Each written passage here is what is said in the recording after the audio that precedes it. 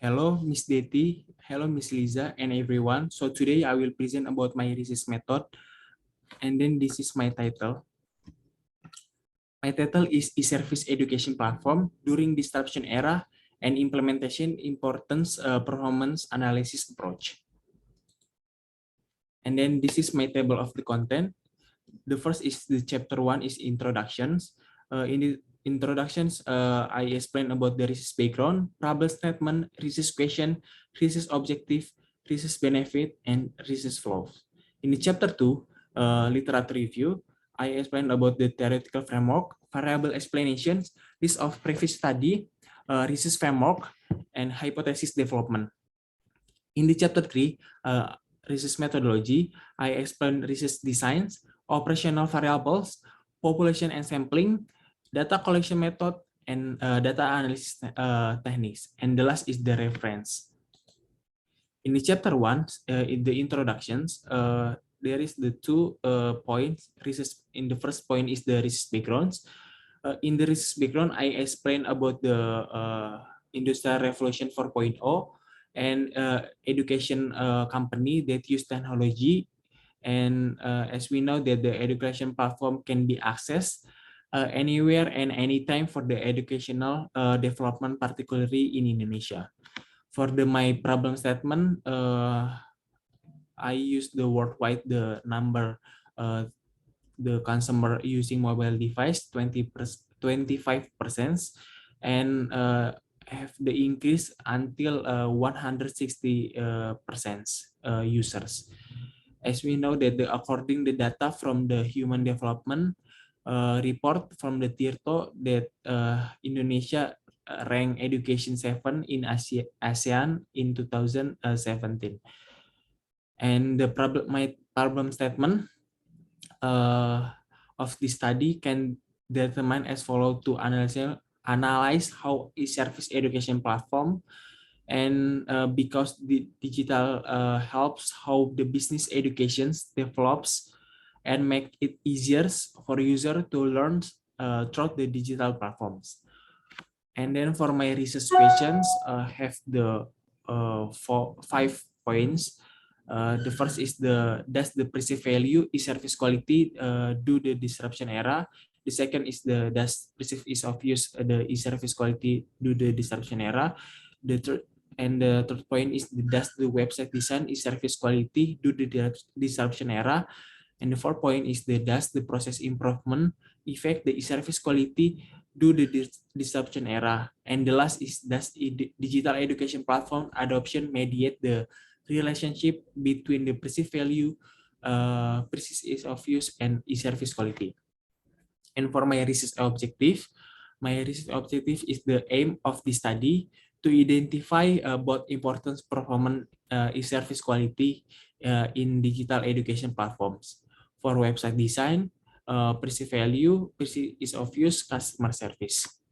And for my research benefits, have 2 points for the benefit for writer and benefit for readers.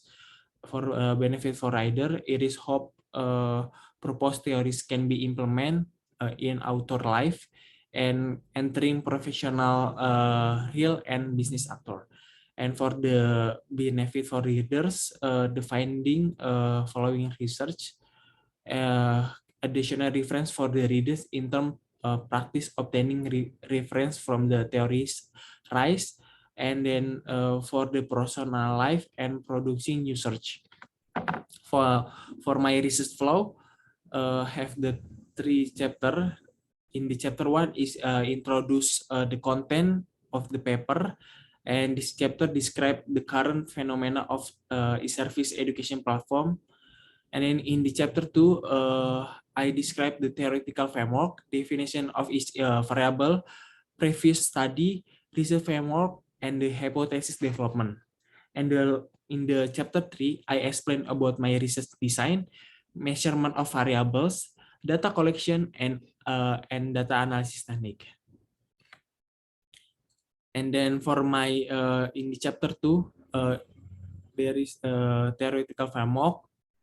My theoretical framework is the digital education platform that the transition from the face-to-face online learning, it is challenge, and then use digital platform is one of the solution during online teaching and learning. And for the variable explanation, the first point is the e-service quality. Why e-service quality? Because the e-service service is important for the digital education platform. Requires the service provide throughout the website consumer in facilitating purchasing and distribution activity effectively and efficiently. And for the perceived ease of use influence intention to use where the convenience related the effort convenience of the technological users. For the perceived value, it is like the consumer value is comparison between perceived benefit of the product cost incurred the obtain the product. And the website design, according to Simons, website design which may include elements such as color, shape, image, and or streaming video. For the customer service, customer service is important for business because being a liaisons between customers and the company. And then this is my list of perceived of studies. I take example from the Joel R. Evans, and the title is the online business education in the 21st century and analysis of potential target. And then this is my hypothesis research framework and hypothesis development. In the hypothesis development, website design and service quality, perceived ease of use and e-service quality, customer service and e-service quality, perceived value and e-service quality. In the chapter 3, my research methodology, research design. This research, I use quantitative methods and the strategy examine e-service education platform. And this method focus on gathering new data related to the problem from the large population and analyzing the ignoring individual emotion and in feeling as well as the environment context.